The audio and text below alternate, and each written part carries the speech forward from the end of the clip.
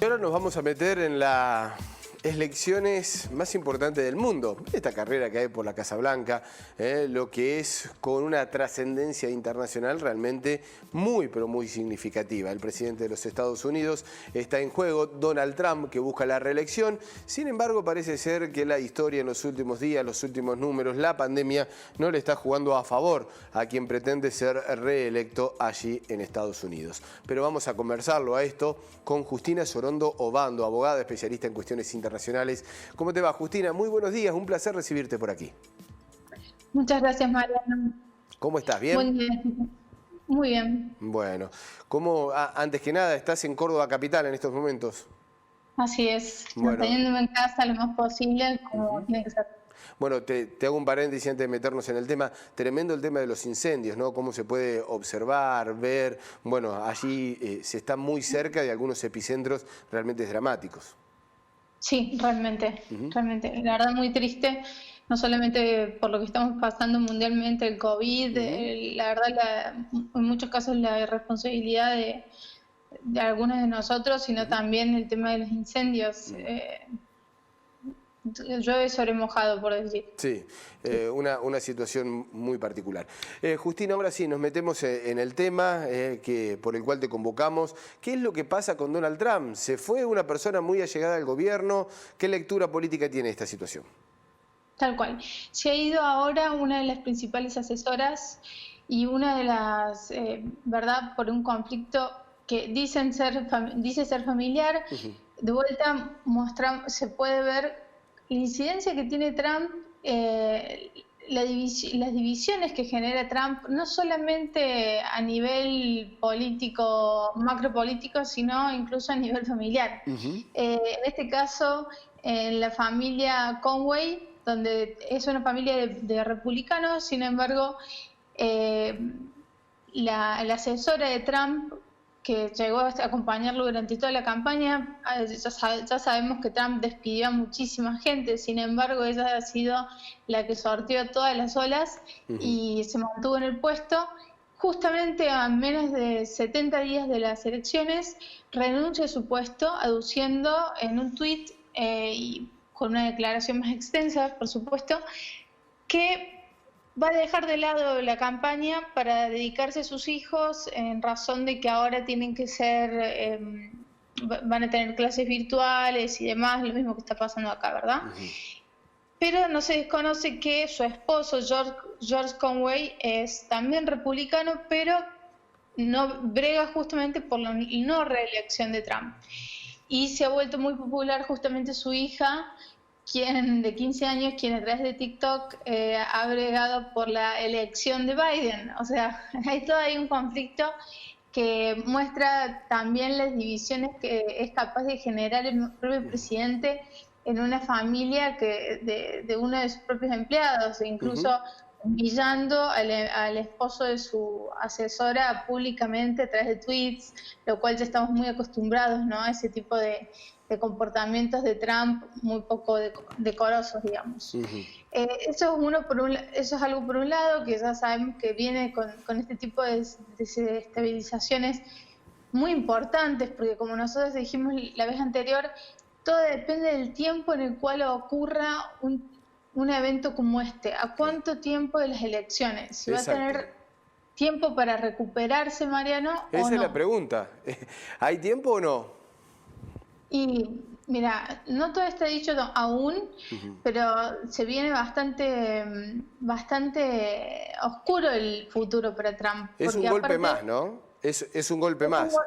Es un golpe más, y hace unas horas nada más hubo un nuevo incidente con un afrodescendiente a manos de la policía. Le dispararon por la espalda varias veces, más de 4 si no me equivoco. Tuvo una cirugía, ahora se encuentra estable, pero eso volvió a exacerbar todos estos sentimientos por parte de la comunidad negra, parte de Black Lives Matter y toda esta comunidad que se ve muchísimas veces acusada sin razón, ya señalada por la policía solamente por portación de rostro, como le decimos acá. Que es algo que Ocasio-Cortez, justamente una senadora republicana, demócrata, viene reclamando justamente que es descendiente de hispanos. Eso es un tema que lo va a golpear muchísimo, por supuesto, porque hubo gente que en la anterior elección sí le tenía fe a Trump de que fuera de la etnia que fuera, iba a mejorar la economía. Y esto de COVID, como ya lo hablábamos, vino a tirar por el suelo este crecimiento económico que supuestamente había logrado. La otra polémica, como habíamos dicho, era el tema del correo. Sí. Que habíamos quedado que Pelosi lo había llamado el Congreso a que DeJoy, que es el encargado, el director del correo postal de Estados Unidos, lo que vendría a ser el correo argentino acá, fuera a justificar sus actos, de que por qué estaba haciendo estos recortes. Fue justamente y a los fines de blanquear más las cosas y que no se le acuse de tratar de sabotear las elecciones por correo, dijo justamente que iba a frenar cualquier tipo de cambio que para él era para bien. Obviamente, ¿qué otra cosa va a decir? Va a frenarlas hasta después de las elecciones, que eran todos cambios más económicos para salvar, digamos, supuestamente económicamente el correo, porque viene hace meses o más una contienda ahí de presupuesto entre republicanos y demócratas respecto al correo, desde que le han puesto seguro médico, a los trabajadores mismos, por un lado. Y por el otro viene el tema de que los demócratas quieren mayor financiación para el correo, para que pueda hacerse cargo de la elección, y Trump se niega a dárselo. Entonces estaría bastante difícil. Por lo cual hay varios que vienen tratando de instar a la gente a que comience a votar antes. Hay que aclarar que en Estados Unidos no es obligatorio votar. Puede votar cualquier estadounidense con más de 18 años, y que respecto a la votación por correo, eso depende de cada estado, ¿sí? Y es sabido que tradicionalmente los estadounidenses no suelen votar mucho. No es un alto porcentaje. De hecho, la mayor, si no me equivoco, la mayor concurrencia a las urnas fue con Obama. Justamente por lo histórico que era, si tenemos en cuenta que 50 años antes no tenían derechos prácticamente civiles, digamos, recordemos que estaba prácticamente una parte apartheid existía en Estados Unidos, o sea, se tenían que levantar del asiento del autobús y dejárselo un blanco, etcétera, y después de pronto sí, tener la posibilidad de estar votando un presidente negro había sido algo histórico realmente, ¿no? Un presidente racial. Claro. Entonces tenemos reglas de voto en Estados Unidos que varían de estado a estado. Por ejemplo, hay estados que sin necesidad de justificación uno puede votar por correo. Hay otros que es solamente con justificación. O sea, por ejemplo, si uno es mayor de 65 años, puede votar por correo, si forma parte del ejército, si está enfermo o fuera del estado en el día de las elecciones, que en verdad serían justificativos para nosotros más o menos parecidos a los que tenemos nosotros para no votar. Claro. ¿No? Pero nos acercamos a una comisaría y decimos estamos a más de 500 kilómetros de nuestro lugar de votación. Y donde de por sí ya se permite el voto universal por correo. Así que eso ya depende de cada estado. Recordemos que hay estados que no pueden votar, que forman parte, pero no pueden votar, como Puerto Rico. ¿Sí? Sí. Que cuando hablamos en su momento de Puerto Rico, también hablamos de eso.